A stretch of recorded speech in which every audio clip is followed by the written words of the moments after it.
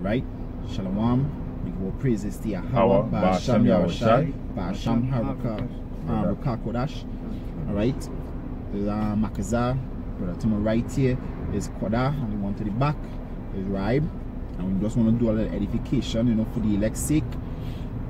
The name of the class is, you know, don't be afraid to in well-doing.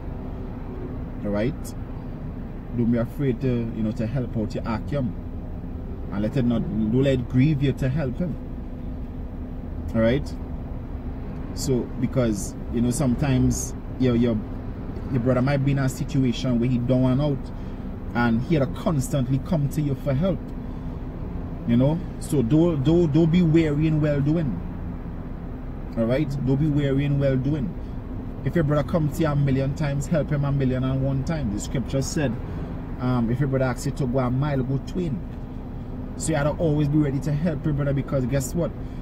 The scripture said, give the Lord no rest. The Lord, and the scripture also said, the elect cry unto the Lord day and night. So if the Most High getting tired of us coming to him every minute, guess what? If we're supposed to be one just like Yahweh and Yahushua one, we're supposed to be that same way, where we're not getting, you know, annoyed because of our brothers or a particular brother coming to you constantly for help. The scripture said it is better to give than to receive. You should rejoice, actually, that you're in the position to help out that brother. Alright? Because you taking care of your brother is taking care of the Most High. Alright? You taking care of that brother is taking care of the Most High. Alright? So let me begin the scripture. This is 2 Thessalonians 3:13. This is... Go ahead. Yeah, we have 2 Thessalonians 3:13. This is 2 Thessalonians 3 verse 13, and it says, but ye brethren, be not weary in well-doing. Yeah, scripture said, don't be weary in well-doing. Alright? Don't get weary in well-doing. So help out your brother. If your brother come to you 1,000 times, hey, help him 1,001 times. Alright? You gotta be there for your brother constantly. Alright? You gotta be there for your brother all the time. If your brother asks you, you know, to borrow money, and it is like a weekly thing, because, you know, and the brother sincere about needing the help, let me add that, because it have brothers that actually abuse the brotherhood, alright, that choosing not to work, and they come into brothers constantly for money or for help. I ain't talking about them brothers. That's a whole different topic. I'm talking about the brothers that they might be going through there a lot. They're not getting any work. They're trying, and you know they might need money. They might need food on a regular basis. So they come to you because they realize you in the position where you could actually help them. So they would actually burden you than to burden any other brother. And you being in that position where you could help your brother should you know, fill your heart with joy that you're able to help out. Alright? Come on, Romans 12, 14 to 18. That's the spirit you're supposed to be in. You're supposed to be glad that you're able to help your brothers. Because, you know, I said it, and other brother who I know said it, you know, that when they're not able to help a brother, it actually grieves them. When they're not able to help a brother. Let me say like this brother need financial aid, and you know, you in the same position as that brother. You know, it grieving you that you're not able to help the brother. So now if it grieving you, and I'm sure other brothers feel the same way, if it grieving you that you're not being able to help him, then it also not supposed to grieve you if you're in the position to help him 1,001 times. Alright? Go ahead. Romans 12. 12, start 14 to 18. This is Romans 12 verse 14. Bless them which persecute you, bless and curse not. Yeah, bless and curse not. Hey, it might be a brother who, you know, both of you had a falling out. Alright? It might be you and a brother who had a falling out. But hey, that is still a brother. That is not your enemy. That is still a brother at the end of the day. And that bond of brotherhood tighter than any worldly bond. So yeah, brothers, you know, we go fall out, but guess what? That not supposed to put an end to that brotherhood. So if your brother, you know, your brother do something to offend you, that is nothing to turn your back on your brother. Hey, that is still your brother. You still have to love your brother. So still bless him. So if your brother who offend you, they'll come to you for help. Hey, don't say, nah, I ain't helping you. Ask, still help your brother. And don't do it because the scripture said you're going to reap coals upon his head. Alright? Do it because of sincerity, out of love. Don't do it just because you're looking for a reward or you're looking for something to happen to your brother, because the scripture said you'll reap coals upon your head. Because by you doing it in that way, with lack of sincerity, the Most High might reap coals upon your head.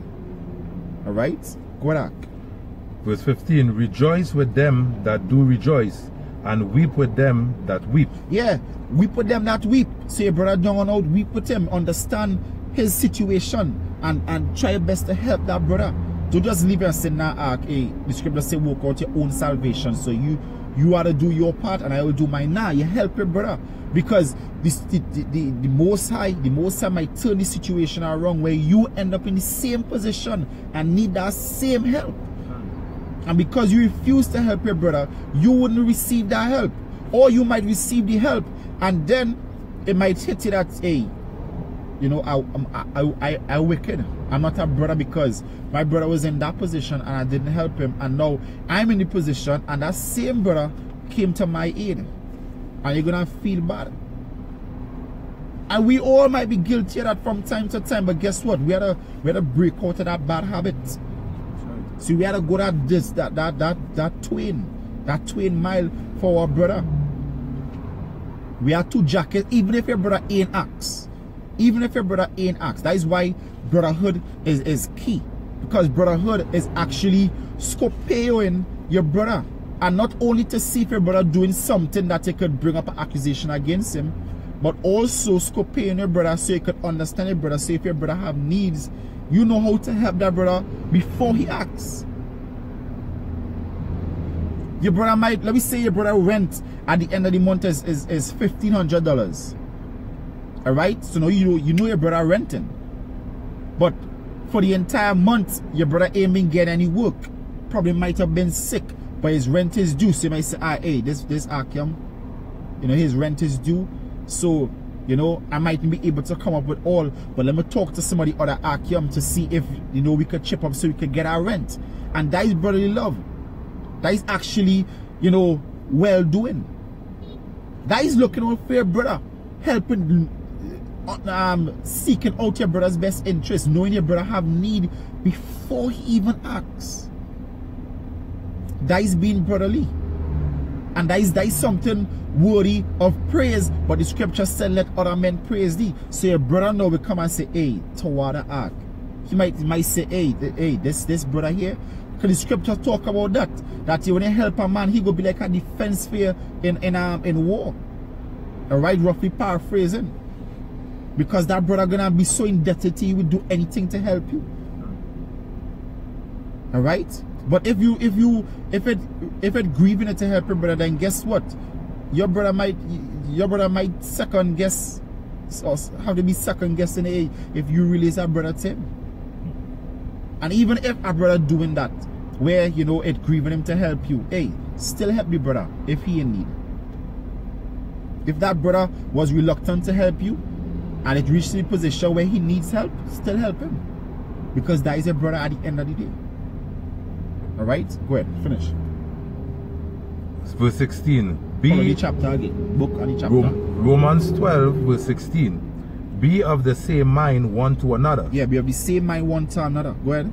Mind not high things, but condescend. Yeah, bring yourself to that same level. Go ahead. To men of low estate. Yeah, condescend to men of low estate. Being, if your brother, because the scripture said, weep with them that weep.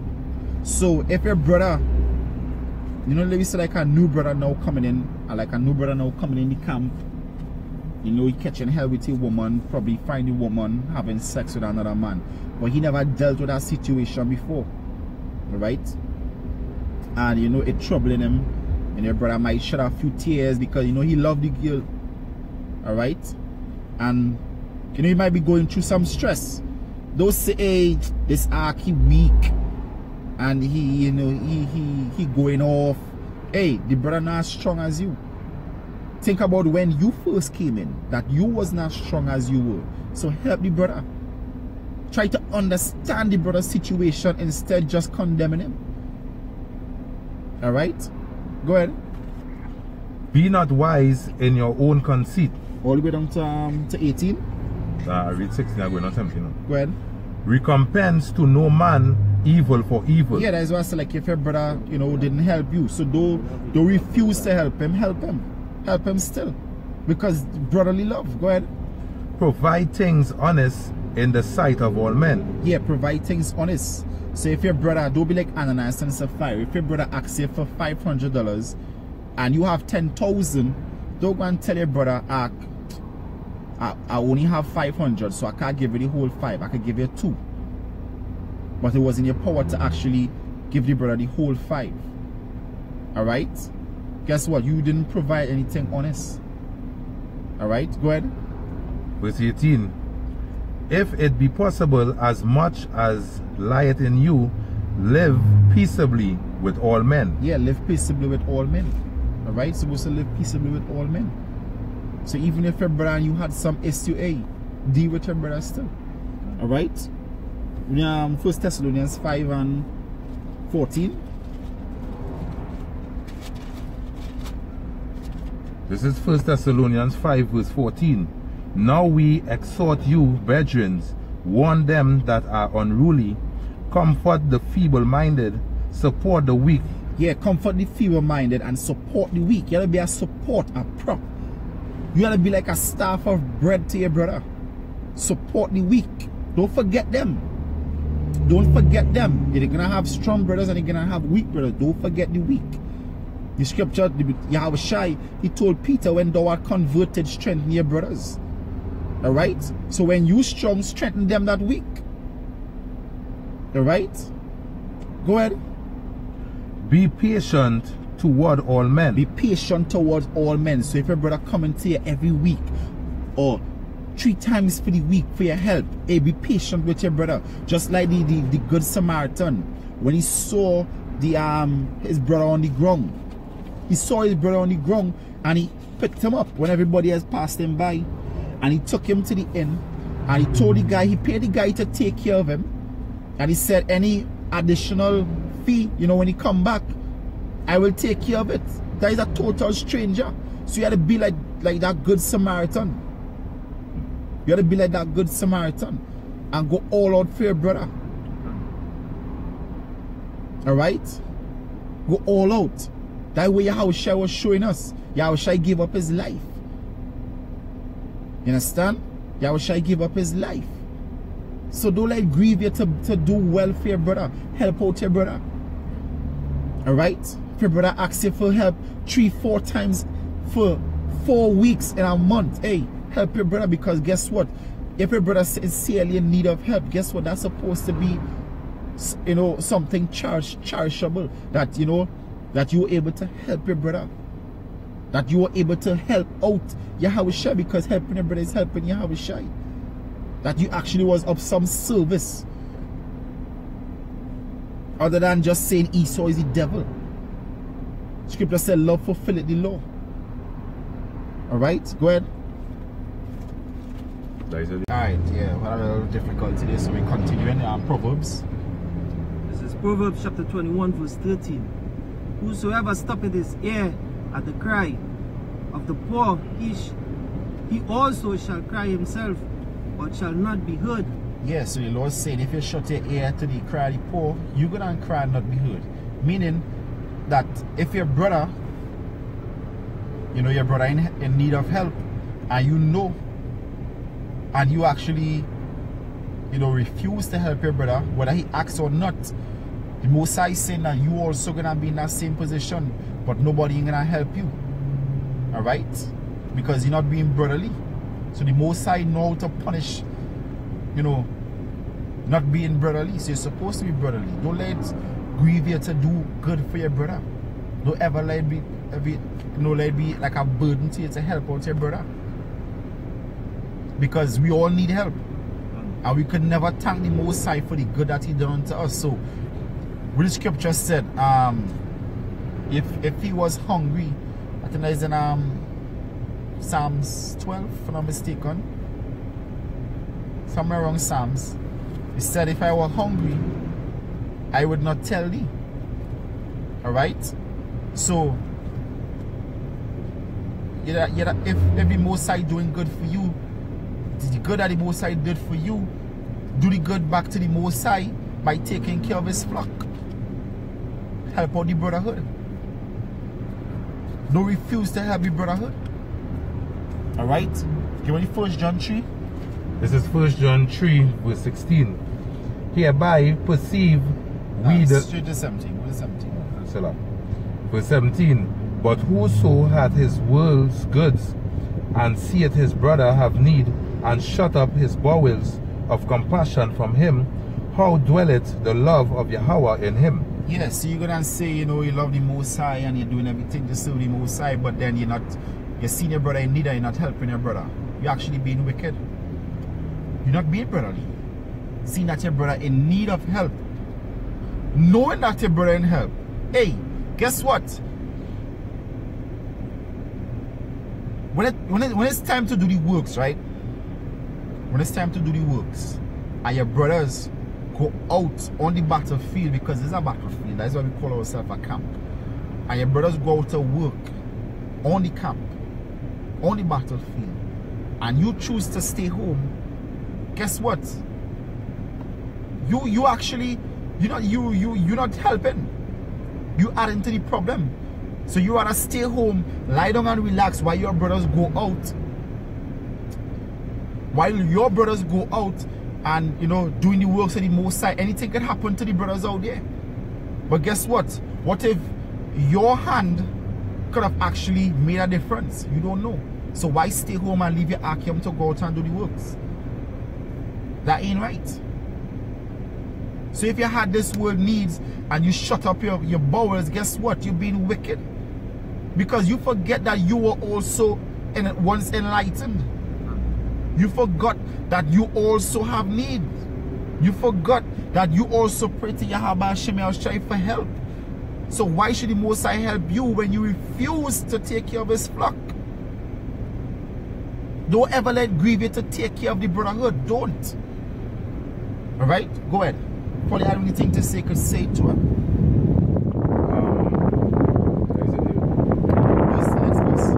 Verse 18. My little children, let us not love in word, neither in tongue, but in deed and in truth.